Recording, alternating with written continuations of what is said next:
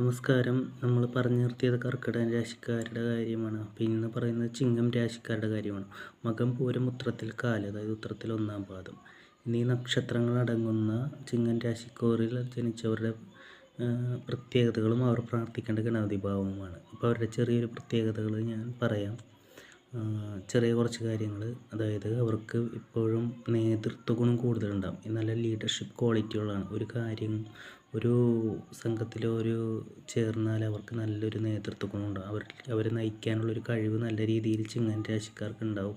അതുപോലെ അവർക്ക് ഏർപ്പെടുന്ന കാര്യങ്ങളിലൊക്കെ വിജയിക്കാനുള്ള സാധ്യത വളരെ കൂടുതലാണ്. എന്തെങ്കിലും കാര്യം ഏറ്റെടുത്താലോ ഭംഗിയാവാനൊക്കെ വിജയം ഇവർക്ക് കൂടുതലുണ്ടാവും. ഇവർ ഏത് കാര്യം ഏറ്റെടുത്താലും അത് ഭംഗിയായിട്ട് ചെയ്യും. അങ്ങനെയൊക്കെയുള്ള കഴിവുകൾ ഇവർക്ക് നല്ല രീതിയിലുണ്ട്. അപ്പോൾ ഇവരത് നിലനിർത്തി പോകണം. ഇവരുടെ കഴിവുകൾ, നേതൃത്വ ഗുണവും വിജയവും ഭംഗിയാക്കാനുള്ള കഴിവും ഇവർ നിലനിർത്തി കൊണ്ടുപോവുകയാണ് ആദ്യം വേണ്ടത്. അപ്പോൾ അതിനു വേണ്ടി ഇവർ ചെയ്യേണ്ട ഒരു അല്ലെങ്കിൽ പ്രാർത്ഥിക്കേണ്ട ഒരു ഗണപതി ഭാവത്തെയാണ് ഞാൻ പറയുന്നത്. ഇവർ പ്രാർത്ഥിക്കേണ്ടത് വിജയ ഗണപതിയെയാണ്. വിജയ ഗണപതി നമുക്ക് ഏത് കാര്യങ്ങളിലും വിജയം തരുന്ന ഒരു ഭാവമാണ്, പേരിൽ തന്നെയുണ്ട്.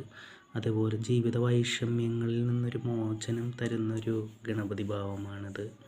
ഏതൊരു കാര്യത്തിലും വിജയം ഉണ്ടാവും. അതിപ്പോൾ വിദ്യ, ദാമ്പത്യം, തൊഴിൽ, ഇങ്ങനെയുള്ള ഏത് കാര്യങ്ങളും വിജയമുണ്ട്. ഏതൊരു കാര്യങ്ങൾ ഏറ്റെടുത്താലും ഏതൊരു ലക്ഷ്യങ്ങളുണ്ടെങ്കിലും പല പല ലക്ഷ്യങ്ങളുണ്ടെങ്കിലോ എല്ലാത്തിലും ഒരു വിജയം ഉണ്ടാവും. ആഗ്രഹങ്ങളിലോ എല്ലാത്തിലും വിജയം ഇവരുടെ കൂടെ തന്നെ ഉണ്ടാവും എന്നാണ്. അപ്പോൾ ചിങ്ങം രാശിക്കാർ മാത്രമല്ല, പറഞ്ഞ പോലെ മകം പൂരം ഉത്രം കാലം അടങ്ങുന്ന ചിങ്ങം രാശിക്കാർ മാത്രമല്ല, ഏതൊരു രാശിക്കാർക്കും ഏതൊരു വ്യക്തിക്കും വിജയ വിജയം ആഗ്രഹിക്കുന്നവർക്ക് പ്രാർത്ഥിക്കാവുന്നതാണ്.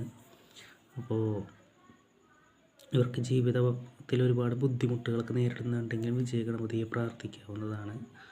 അപ്പോൾ എല്ലാവർക്കും താങ്ക്സ്. നിങ്ങളിത് കണ്ടിന്യൂ ചെയ്യുക. ഗണപതി പ്രാർത്ഥനയിൽ വിജയ ഗണപതി ഭാവത്തെ കൂടി പ്രാധാന്യം കൊടുത്തുകൊണ്ട് ആരാധിക്കുകയാണെങ്കിൽ ഒരുപാട് ഗുണമുണ്ടാവും. അപ്പോൾ നിങ്ങൾക്ക് വീഡിയോ ഇഷ്ടമായെങ്കിൽ നിങ്ങൾ സബ്സ്ക്രൈബ് ചെയ്യുക. അപ്പോൾ എല്ലാവരും സഹകരിക്കുക. ഞാനിപ്പോൾ ചെറിയ രീതിയിൽ തുടങ്ങിയെങ്കിലും എനിക്കിപ്പോൾ 198 സബ്സ്ക്രൈബേഴ്സായി.